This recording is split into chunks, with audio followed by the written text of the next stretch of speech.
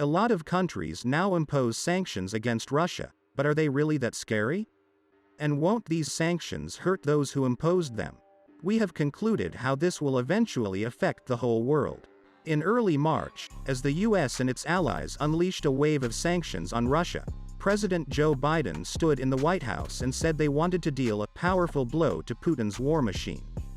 But as the war in Ukraine approaches its 100th day, that machine is still very much operational.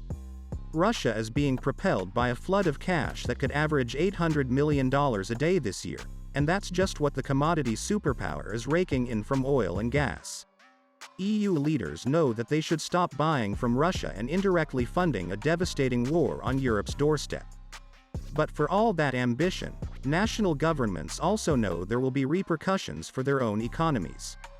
There are always political constraints on the use of sanctions, said Jeffrey Schott, a senior fellow at the Peterson Institute in Washington. You want to maximize the pain on your target and minimize the pain on your constituency at home, but unfortunately, that's easier said than done. The US has already banned Russian oil, but Europe is only slowly weaning itself off this dependency.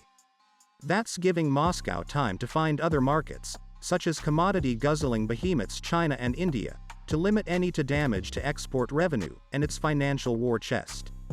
That means the money is gushing into Russia's accounts, and the financial figures are a constant reminder to the West that dramatic change is needed. If the goal of sanctions was to stop the Russian military, it wasn't realistic, said Janis Kluge, senior associate for Eastern Europe and Eurasia at the German Institute for International and Security Affairs in Berlin.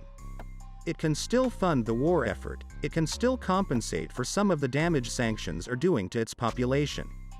The vast majority of the world is not involved in imposing sanctions, said Wouter Jacobs, founder and director of the Erasmus Commodity and Trade Center at the Erasmus University in Rotterdam. The trade will go on, the need for fuels will be there, and buyers in Asia or the Middle East will step up, he said.